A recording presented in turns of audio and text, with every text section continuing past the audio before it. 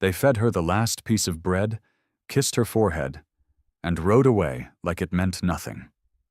No goodbye, no glance back, just the sound of a wagon fading into the trees, while a 10-year-old girl stood barefoot on the trail with crumbs in her hand and silence where her name used to live. She didn't chase them. She already knew what chasing got you, tired, bruised, and still alone. She sat where they left her, knees pulled to her chest, eyes dry but burning. She had been the extra one. Not theirs by blood, not theirs by choice, just one more mouth in a family that had too little and cared even less. Now she was a bundle on the dirt, left like a forgotten sack of grain. No one asked if she could survive. No one checked if she even wanted to. She counted ants to pass the time, gave them names, watched the sun crawl across the sky, and wondered if it ever felt abandoned, too. She didn't expect rescue or kindness, but sometime near what felt like the end of the day, she heard the sound of leather and hooves, measured, deliberate, not rushed. A man came into view, riding a dark, sleek horse. He wasn't dusty or hungry. He looked like the kind of man people waited for. But he stopped for someone no one had. He stared at her like he was sizing up a deal. "You lost?" he asked. "No," she said. "Left." "You got anyone coming back for you?" "No." "You got a name?" "Callie." The man didn't smile, but something in his face changed.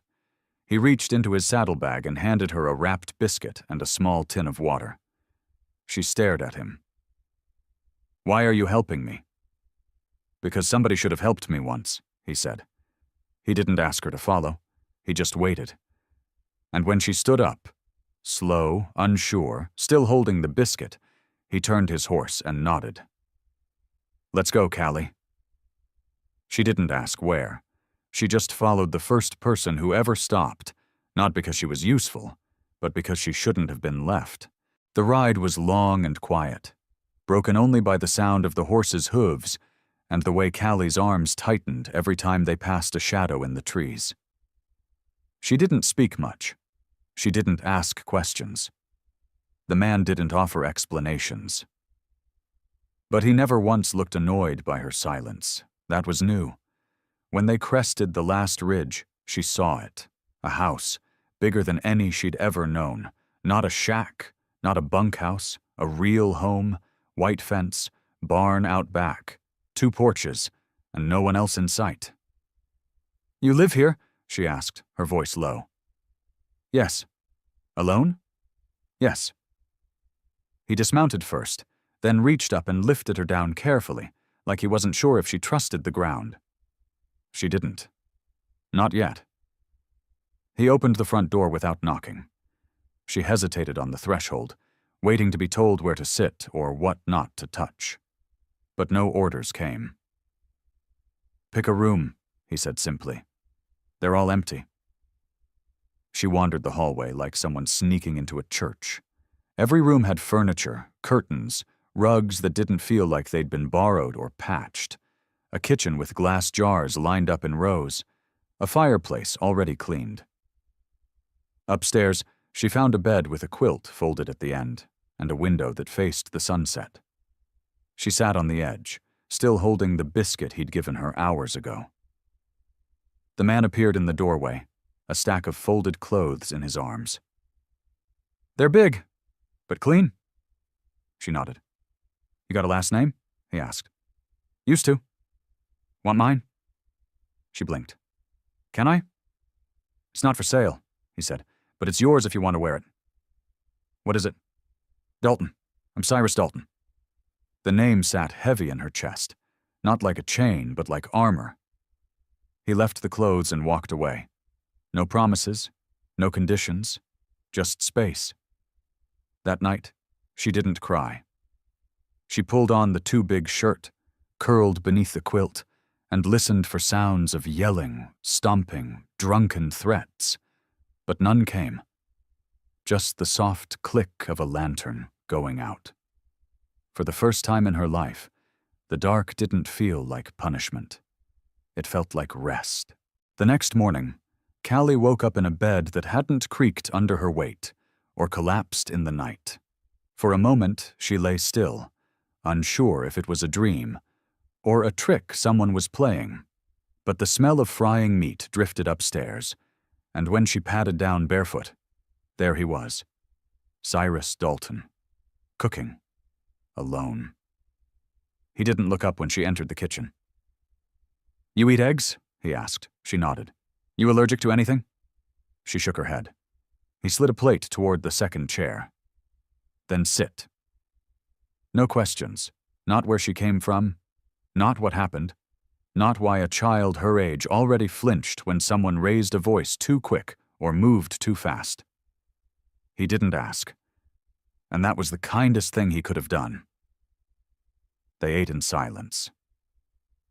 When she finished, he poured her a tin cup of milk and finally looked at her. Really looked. "I'm heading out to check the north fence. You can stay here or ride with me. I won't leave you alone unless you say it's all right." She blinked. People didn't ask her what she wanted. They told her what was next. "I'll ride," she said. He nodded once and rose from the table. Out by the barn, she met his horse again, coal black, eyes sharp, and beside it, a smaller roan with calm eyes and steady legs. "She's yours if you stay," he said. "Name her whatever you like." She didn't move. "Why are you doing this?" He adjusted the saddle and replied, without turning. "Because when I was 10, nobody did." Callie climbed up on the roan with awkward legs and a fast heart. She didn't know how to ride well, but Cyrus never rushed her. Just guided slowly, letting the silence settle into something comfortable. At the fence line, he showed her how to test a post, how to spot rust on the wire, how to patch a break without cutting your hands. He didn't treat her like a lost girl. He treated her like someone who might have a future worth teaching. On the way back, the sun warmed her shoulders, and for once, she didn't feel small. She felt counted. Not because someone said she mattered, but because someone didn't need her story to believe she did. A storm came through 2 nights later. Fast and cold, with rain that slammed the windows and turned the fields into rivers. Callie stayed quiet as thunder rolled over the hills, curled up in the chair near the fire with her knees pulled tight under one of Cyrus's flannel shirts. He didn't ask if she was scared. He just handed her a dry biscuit and sat across from her with a book he didn't read. For a long time, the only sound between them was the crackle of the flames. Then he stood, walked to the hallway closet, and pulled out a heavy coat wrapped in paper and twine. "This was my sister's," he said, setting it on the table. "She died last winter." Callie's eyes darted to his face. He didn't look like a man telling a story, just a man stating a fact. "She'd want it used," he added, "not stored." Callie didn't move. She stared at the coat, the way the sleeves had been mended with someone's careful hand. It was too big, but it looked warm. Warmer than anything she'd ever owned. "You don't have to take it," he said, "but it's here if you need it." She said nothing, but when the next boom of thunder cracked the sky, she reached for it slowly, like she thought it might vanish. The coat smelled like cedar and faintly of smoke, and she pulled it over her shoulders without looking up. "Thank you," she whispered. Cyrus only nodded.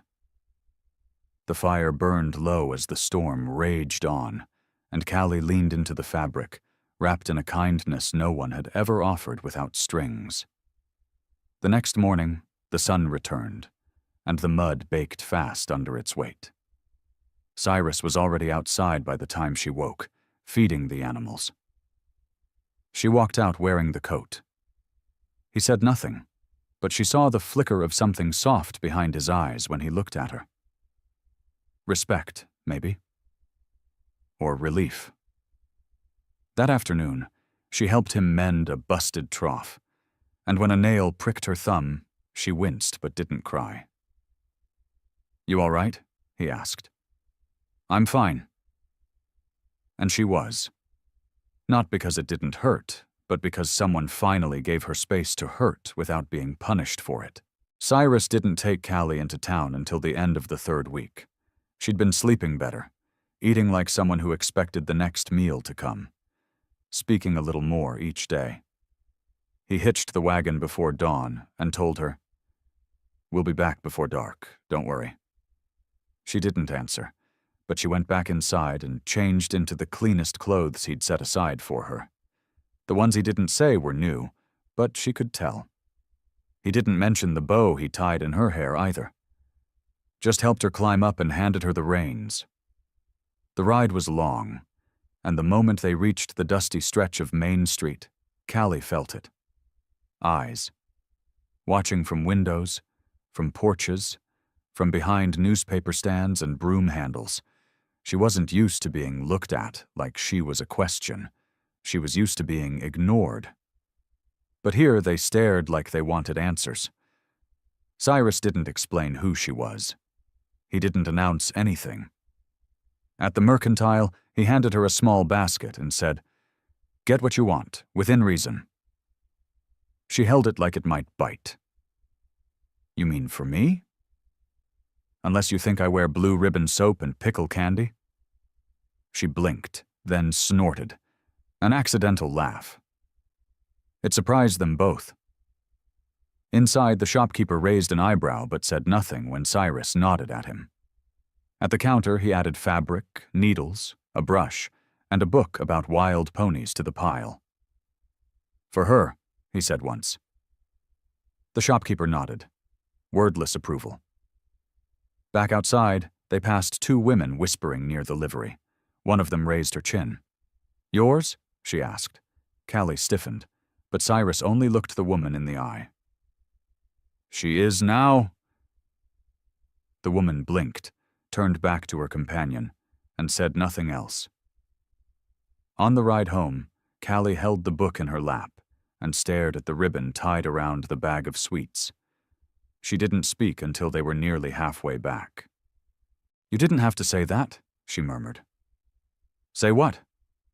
"That I'm yours." Cyrus flicked the reins lightly, watching the road.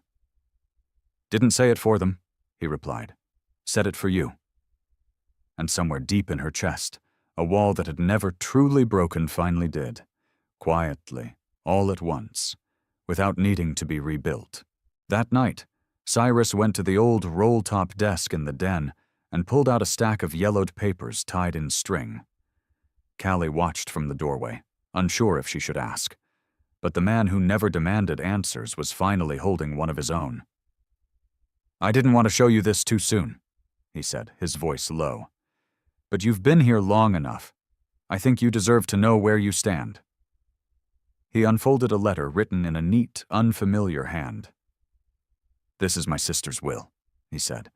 "She owned half this ranch, and in it, she wrote that if I ever found someone with the same spirit she had, they were welcome to her share." Callie blinked. "But I'm not blood, I know." He tapped the paper. "Doesn't say anything about blood, just about heart." He handed her the page, and for a long second she didn't reach for it. When she finally did, her fingers shook. It wasn't about land or money or names. It was that someone she'd never met believed in the kind of love that could be given, not just inherited. Cyrus continued, "Legally, it still goes through me, but I've drawn up something else." He pulled out a smaller envelope with her name in block letters. "This makes you guardian of the eastern pasture. It's not everything, but it's yours." Callie held it like it weighed more than a lifetime. "Why are you doing this?" she whispered. Cyrus leaned back in the chair, arms folded. "Because someday, when I'm gone, I don't want the land to go to someone who just sees dirt. I want it in the hands of someone who remembers what it meant to be unwanted and chose differently." Callie couldn't speak. The fire popped in the corner, the only sound filling the silence her heart couldn't. She didn't cry. She didn't have to. Cyrus stood and placed a hand lightly on her shoulder. "You've got time," he said, "to decide what kind of person you want to be. But for now, this is your place too."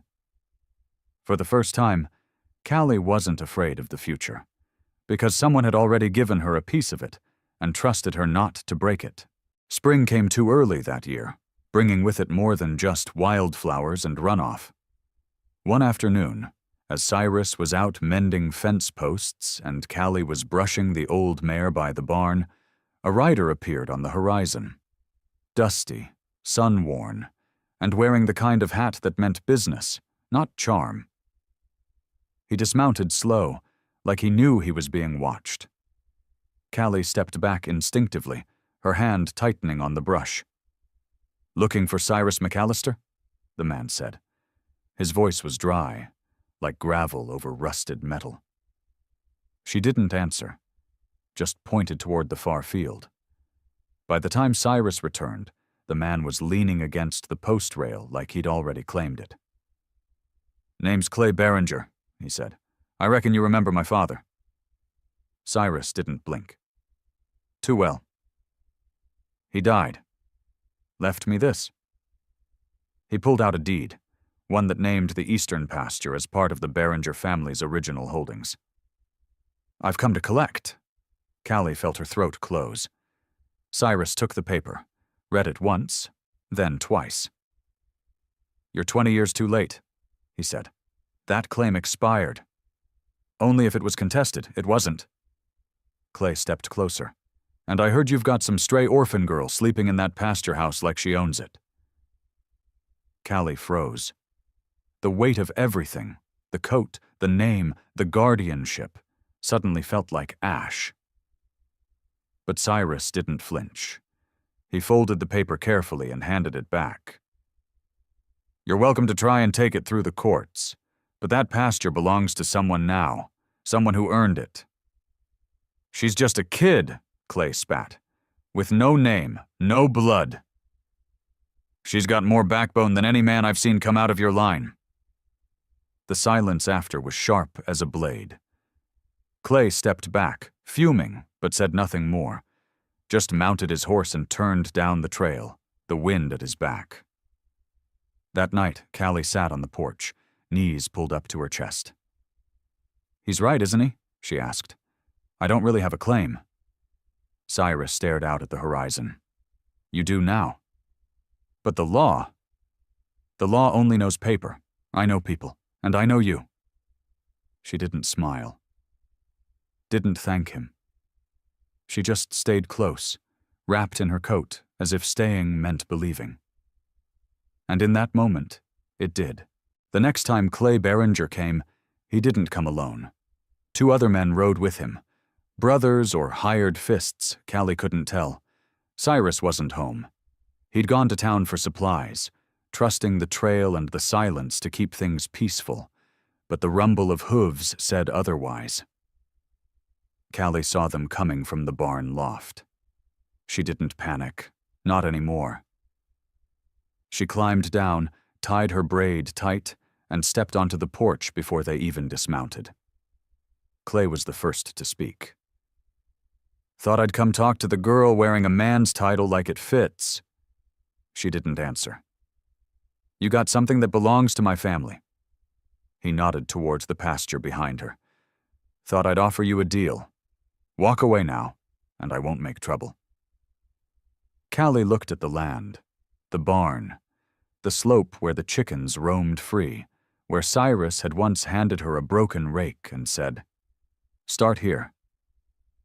She thought about the book in her drawer, the soap that smelled like lavender, the porch chair that creaked just right. Then she looked back at Clay. "It's already mine." The 2 men behind him shifted in their saddles. Clay chuckled. "You really think you can hold it?" "I don't think," she said. "I know." She reached behind the door and lifted the shotgun Cyrus had left, leaned there, not aimed, just held steady.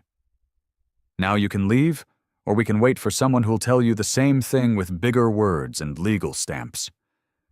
Clay's face hardened, but something in her eyes stopped him. Not rage, not fear, just clarity. You're bluffing, he muttered.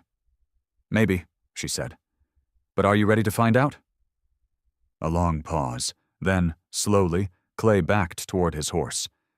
This isn't over. It is for you. He swung into the saddle. His men followed.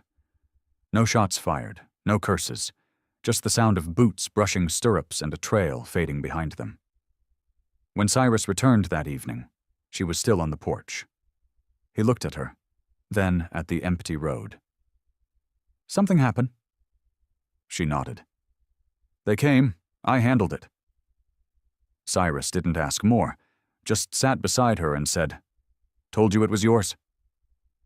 Callie didn't reply. She just let the quiet settle. The kind of quiet that belonged to someone who had finally defended her place in the world. The news of what Callie had done reached town before Cyrus did. By the time he rode in for the next supply run, 3 storekeepers had already asked if the little girl out at McAllister Ranch was taking over operations. Cyrus only smiled and bought extra fence wire. Back home, Callie didn't walk like a shadow anymore. She rode the pasture in the mornings, checked the water troughs, mended gaps in the coop wire. Not because someone told her to, but because she knew how. And because the land didn't ask for permission, only effort. One afternoon, while pruning a dead branch near the garden fence, she spotted a figure near the oak trees. Small, quiet, dirty. A boy, maybe 7. No shoes, no bag. She called out. He didn't run, just stared. She walked to him slow, offered a crust of bread from her apron. Where's your family? She asked. He shook his head, then pointed to the trail, miles long, empty. She didn't ask more, just said, You hungry? He nodded. That night, she gave him a blanket, placed an extra plate on the table, and set a stool by the fire. Cyrus raised an eyebrow, but didn't question it. Another orphan? He said lightly. You collecting us now? Callie met his eyes. Someone collected me once? Cyrus nodded once, satisfied. In the days that followed, the boy, his name was Micah, spoke little but stayed close. He watched Callie feed the chickens, watched Cyrus fit a new beam under the porch, and began mimicking them both without asking. On the 4th night, he spoke. Just one sentence. Can I stay? Callie looked to Cyrus. He didn't blink. Not my decision, he said. Callie knelt beside Micah. You help, you listen, you treat what's here like it matters. That's how it works. The boy nodded solemnly. Then yeah, she said softly. You can stay. That evening, she sat on the porch with a mug of cider, watching the boy chase chickens. Cyrus joined her. Feels different, doesn't it? She smiled faintly. Yeah, like I know where the door is now, and I'm the one who decides when it opens. She didn't need a last name or a signed paper, not anymore, because being chosen was only half the journey. Choosing someone back, that was what made it home. Autumn returned like a second chance. Crisp air, golden skies, and enough peace to make you believe the trail could never hurt again. The pasture was full and thick with feed, the barn stacked high with hay, and the little house that once held only silence now echoed with laughter and chores shouted across the yard.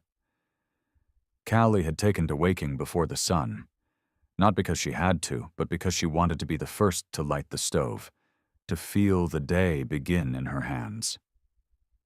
Micah snored on the cot in the corner, now with boots beside it, and a carved wooden horse she'd whittled for him. That morning, Cyrus called her to the porch. In his hand, a folded paper. It's time, he said. She didn't need to ask what he meant. It wasn't about land or deeds or names. It was about giving her what she'd already earned. You're adopting me? She asked, her voice quiet. He nodded. If you'll have me. Callie looked down at the hands that once trembled when asked her name, now stained with dirt, ink, and care. I thought I already did, she whispered. They went into town together. The clerk raised an eyebrow. He'd never seen Cyrus sign anything with such calm.